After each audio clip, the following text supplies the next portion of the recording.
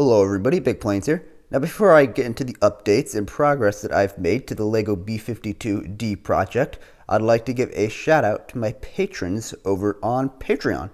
Thanks to everybody who supports the channel over on Patreon. You guys really are one of the main reasons why I'm even able to build these planes, and I really appreciate it. So yeah, if you want to go see exclusive content and help the channel out at the same time, I will leave a link to my Patreon in the description below. So, it's been a few weeks since the last B-52 update, and there's been a number of different reasons for that, from me assembling the Air Force One in Dayton, Ohio, to just flat out waiting for parts to arrive from LEGO, because as of late, LEGO has been very slow with shipping parts. But, thankfully, the parts finally arrived after what seems like months of waiting, and I've already tiled the center wing section, and I thought it would be about due for an update. So here we are. Now, just so you guys keep in mind, obviously this is going to be a very big wing, and I just decided on, instead of building the rest of the wing first, I would just take the parts and tile the inboard section for you, just so you guys could see a little bit more of what this plane might actually look like when it's done. Now, before I actually talk about this bit right here, I'm going to talk about the engines. Now, I'm not sure if I showed those to you in the last video. I think I might have had this one in the last video, but since then I've made 3 engine pods. I still need to make the 4th one. I ran out of parts, so I need to get some more there. But these little engine pods may appear to be very simple, but trust me when I say they're not. These things have an enormous amount of parts in them. They are very dense little engine pods, and they don't weigh a whole lot, but there's a lot of little pieces in here, and I tried my best to make these look as accurate to the real B-52D engines as possible.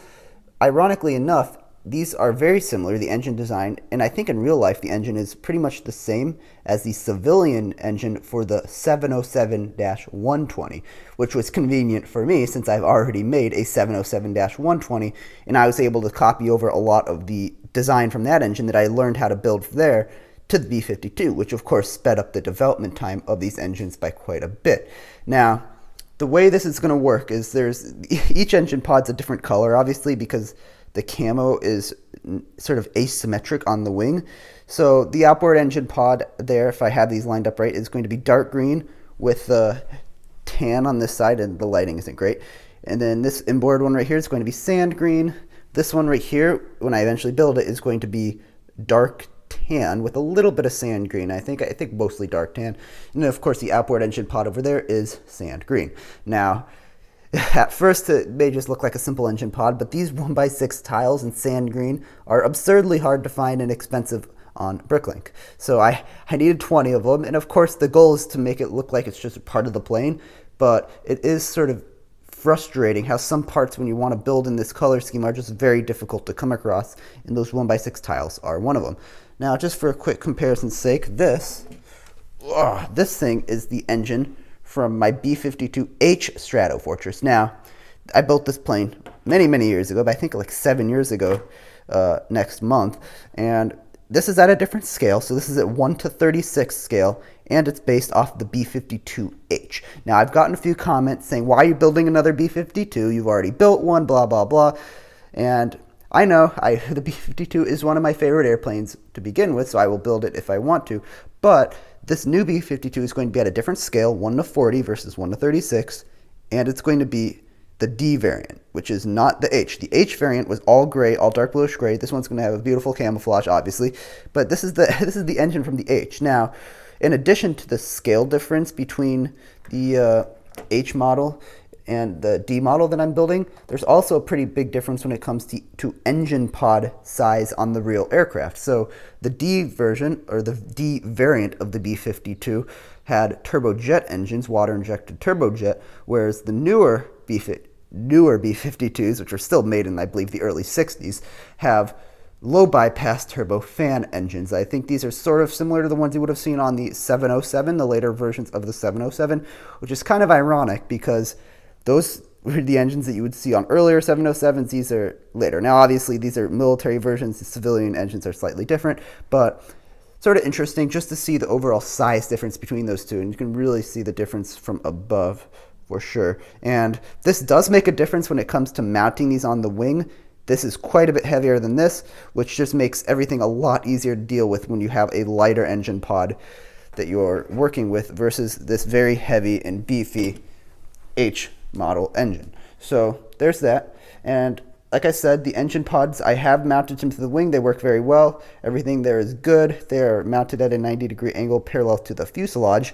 Now, let's talk about this wing section here. So the functionality is more or less the same as it was in the last video. You can see the flaps pull out right here, if I can do it. There you go. The flaps pull out, and they're just your pretty typical Fowler flaps. Nothing super exciting there. I was able to get the some greebling. I think these are antennae sensors on top of the wing, so I'm glad I was able to get those. And this whole wing is designed in a very sort of complicated manner. It's kind of hard to put it because I didn't want to have any studs on this thing at all. I want it to completely be studless. Now the problem with that being is that if you want to get this angle without massive gaps, you have to have wedge plates which have studs. So instead I've taken this and I've just sort of tiled and sort of sandwiched it over the trailing edge. So basically, long story short, it actually looks pretty good, and I'm hoping that I can carry that out all the way to the wing tips without having any studs or gaps showing, and that I can carry the camo pattern out as well. But yeah, this is what it's looking like so far, and I'm hoping in the next video that I can actually have the entire wing done. Now I know that's sort of optimistic, I know, but I'm hoping I can have this entire wing done, and I'm hoping within the next few weeks, actually, that this entire plane can be done. So I'm going to try to work through this pretty quickly, and like I said, once I get past the main challenges of building the wings, the landing gear might be a little tricky, and the nose might be a little tricky, but much past that, I think this should go very quickly, especially now that I've gotten all of my camo parts from LEGO. Thank God they finally showed up. So yeah, I'm excited about this, and this is the largest plane that I've built in camouflage. I've done a couple like smaller ones you can see back here and maybe the little one up there. But other than that, this is the largest plane I've done in camo. I think it's going to look really good. It's a massive airplane. The B-52 is a very big airplane.